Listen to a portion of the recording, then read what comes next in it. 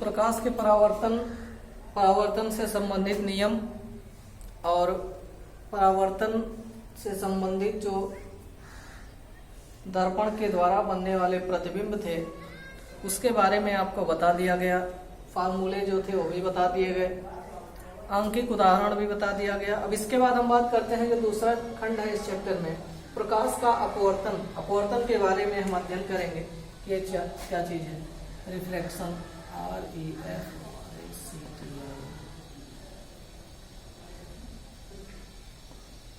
Reflection of light. प्रकाश का अपवर्तन क्या है?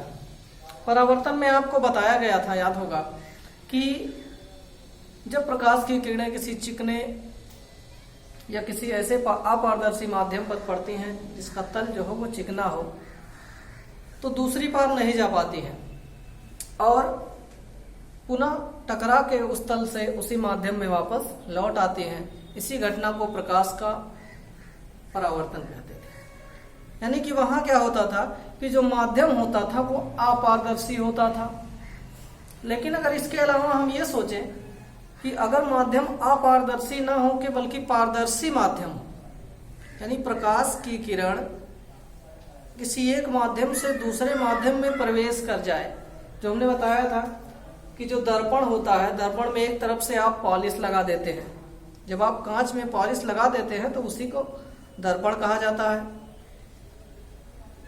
और तब क्या होता है, परावर्तन की घटना होती है, यानी प्रकाश की किरणें एक पार से दूसरी पार नहीं जा पाती हैं बल्कि उस तल से टकरा के वापस पुनः उसी माध्यम में लौट आती हैं। लेकिन अगर उस कांच पर पॉलिश ना लगी हो तो क्या होगा, प्रकाश की किरणें एक पार से दूसरी पार आसानी से चली जाएंगी। या मान लिया जल है, जल में आप देखते हैं जब सूर्य की किरणें निकलती हैं तो पानी में भी प्रकाश जाता है, नीचे की वस्तुएं आप देख सकते हैं, स्वच्छ जल है तो इस प्रकार से जब प्रकाश वायु से जल में प्रवेश करता है या वायु से कांच में प्रवेश करता है तो यहाँ पर दोनों माध्यम क्या है, पारदर्शी माध्यम है।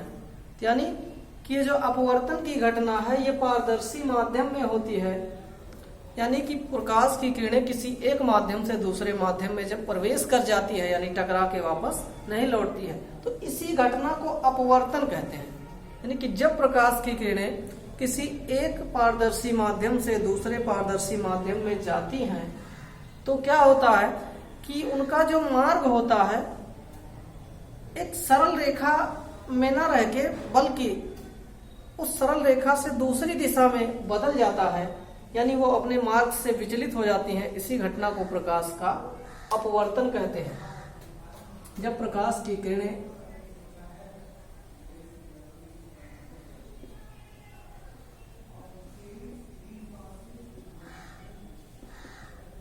किसी एक पारदर्शी माध्यम से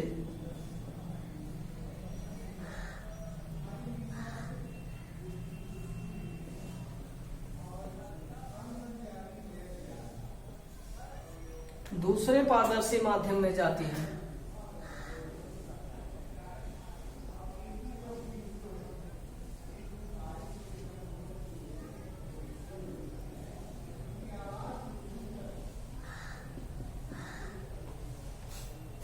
तो अपने मार्ग से विचलित हो जाती है।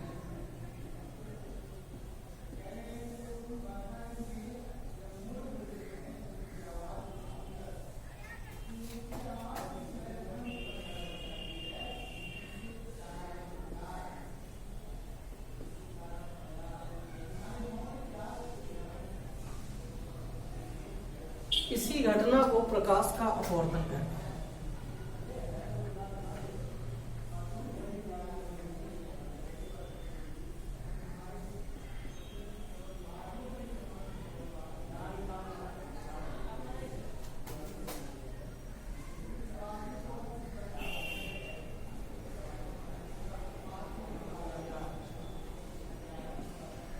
यही घटना प्रकाश का अपवर्तन कहलाती है।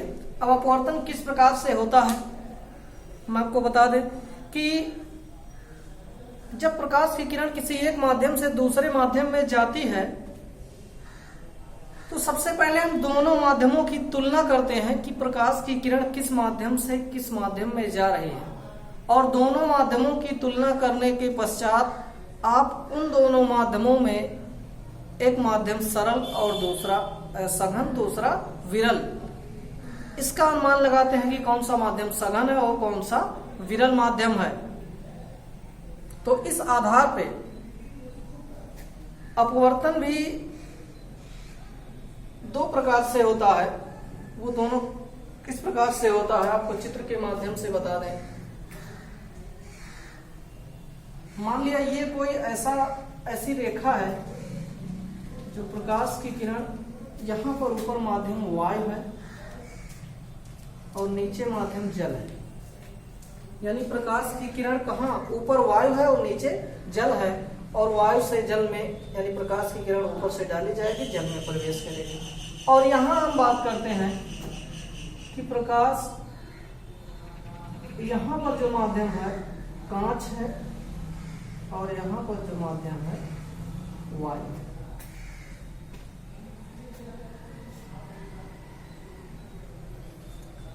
यानी कि यहां पर प्रकाश की किरण हम ऊपर से डालेंगे, वायु से जल में प्रवेश करेगी, और यहां पर हम प्रकाश की किरण ऊपर से डालेंगे, कांच से वायु में प्रवेश करेगी, और दोनों माध्यम पारदर्शी हैं। यहां पर भी दोनों माध्यम पारदर्शी हैं। तो किस प्रकार से ये प्रकाश की किरण हम यहां डाल रहे हैं, ये है, और प्रकाश की जो किरण डाली जाती है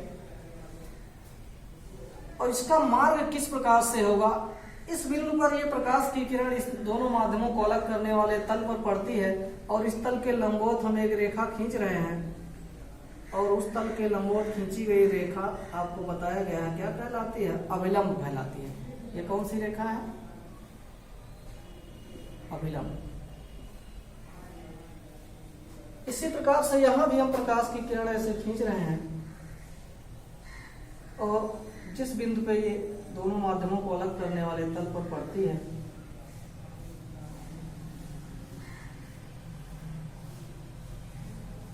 ये भी अभिलंब है।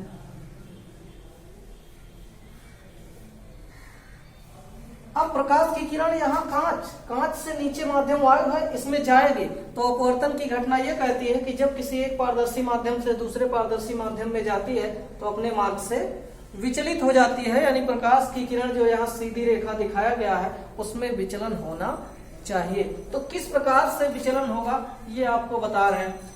हम यहाँ देख रहे हैं कि वायु और जल, अब अगर हम दोनों की तुलना करेंगे वायु और जल में, तो कौन सा माध्यम सघन है और कौन सा विरल है ये देखना है। तो सघन और विरल माध्यम का अंदाजा आप उन माध्यमों के जो कण है उनकी प्रकृति, उनकी सघनता, उनके घनत्व के आधार पर करेंगे।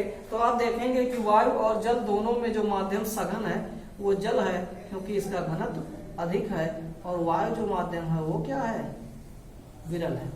यहां अगर हम तुलना करें कांच और वायु में, तो कांच सघन माध्यम हो जाएगा और वायु कौन सा माध्यम हो जाएगा, विरल।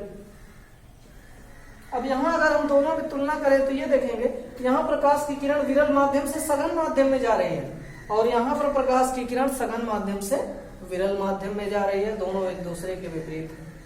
तो किस प्रकार से इनमें विचलन होगा ये आपको बताना चाहते हैं कि जो प्रकाश की किरण है इसका मार्ग सरल रेखा होता अगर माध्यम ना बदलता, तो यानी नीचे भी वायु होता तब, लेकिन यहाँ माध्यम बदल जा रहा है, दूसरा पारदर्शी माध्यम है, तो मार्ग में विचलन होना चाहिए। यही अपवर्तन की परिभाषा है। तो विचलन किस प्रकार से होगा, यानी प्रकाश की किरण का जो मार्ग है सरल रेखा वाला वो ये है।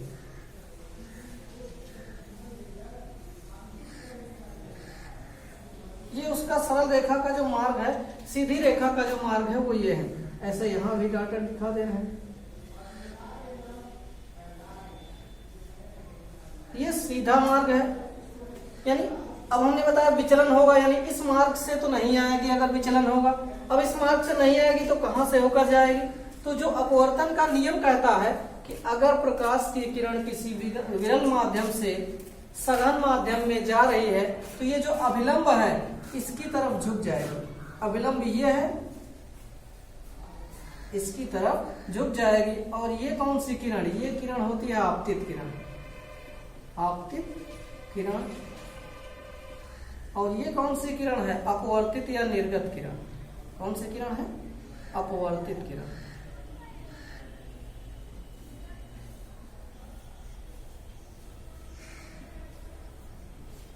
वहां पर आप लिखते थे आपतित किरण और परावर्तित किरण, यहां पर क्या है, अब यहां आएंगे हम देखेंगे यहां पर प्रकाश की जो आप किरण है, ये कौन सी किरण है, आपतित किरण।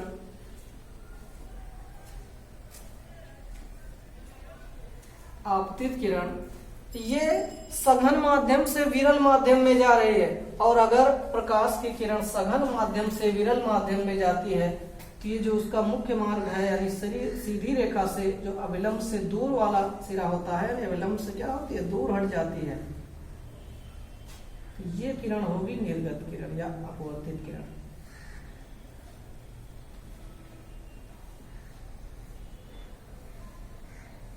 अपवर्तित किरण।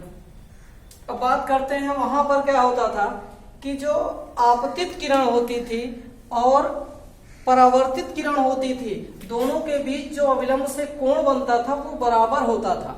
और यहां पर क्या होगा, ये कौन सा कोण होगा, अविलंब और आपतित किरण के बीच का कोण, इस कोण को हम कहते हैं आपतन कोण।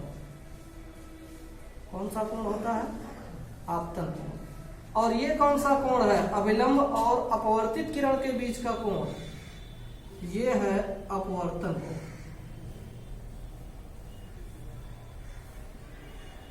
कौन सा कोण है, अपवर्तन कोण है। ठीक इसी प्रकार से अविलंब और आपतित किरण के बीच का कोण, ये आपका होगा आपतन कोण, इंसिडेंट एंगल। और ये पूरा कोण जो है अपवर्तित किरण और अविलंब के बीच का, ये होगा अपवर्तन कोण। अब वहां पर नियम पढ़ते समय आपने ये देखा था कि आपतन कोण सदैव परावर्तन कोण के बराबर होता है, परावर्तन के नियम में। लेकिन यहाँ पर ऐसी कंडीशन नहीं है, यहाँ पर आपतन कोण अपवर्तन कोण से अधिक होगा या तो कम होगा, यानी आपतन कोण और अपवर्तन कोण बराबर नहीं होते। अब अगर हम तुलना करेंगे तो यहाँ देखेंगे ये आपतन कोण I है और अगर अपवर्तन कोण R है, तो यहाँ हम देखेंगे कि यह अविलंब की ओर अपवर्तन कोण यानी अपवर्तित किरण झुक गई है, कोण का मान कम हो गया है, यानी I का मान यहाँ ज्यादा है और R का मान कम है। अगर प्रकाश की किरण सघन माध्यम से विरल माध्यम में जा रही है तो अविलंब से दूर हट जा रही है अपवर्तित किरण। इस प्रकार से ये जो कोण है ये इस कोण से क्या हो जा रहा है, बड़ा हो जा रहा है, यानी यहाँ पर I छोटा है, R बड़ा है, यानी अपवर्तन कोण बड़ा है। तो वहां पर क्या होता था कि I और R दोनों बराबर होते थे, आपतन कोण और परावर्तन कोण बराबर होते थे। लेकिन यहाँ पर ऐसी कंडीशन नहीं है, यहाँ पर अपवर्तन कोण जो है वो आपतन कोण से या तो बड़ा होगा या तो छोटा होगा। क्यों? क्योंकि उसके मार्ग में विचलन हो रहा है। ठीक उसी प्रकार से वो सरल रेखा में गति नहीं कर रही है। तो ये चीजें हमें याद रखना है कि जब भी प्रकाश की किरण विरल माध्यम से सघन माध्यम में जाएगी तो अविलंब की ओर झुक जाएगी। ये दोनों चीजें, यानी कि जब प्रकाश की किरण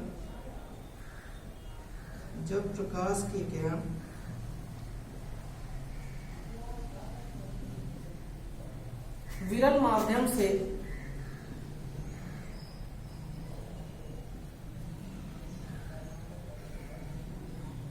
सघन माध्यम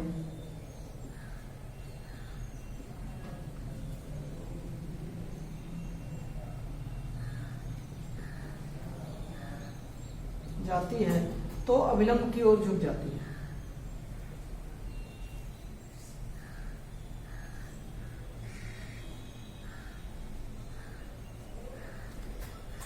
अविलंब की ओर झुक जाती है।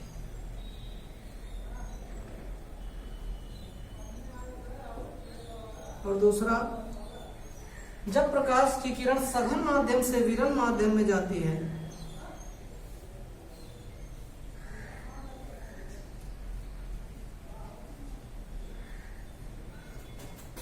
सघन माध्यम से विरल माध्यम में जाती है।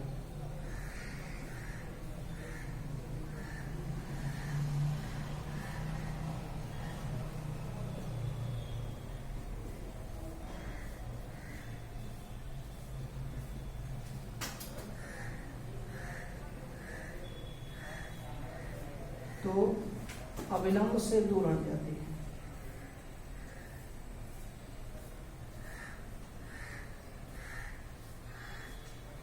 अविलंब से दूर हट जाती है।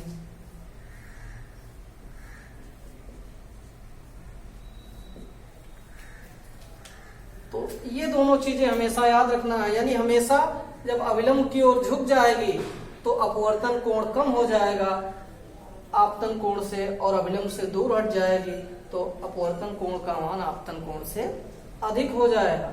अब रही बात सघन और विरल माध्यम की, तो यह भी हमने बताया कि आप दोनों माध्यमों की तुलना करके उनके घनत्व के यानी कणों की प्रकृति के आधार पर यह अनुमान लगाएंगे कि उनमें से कौन सा माध्यम सघन है और कौन सा माध्यम विरल है।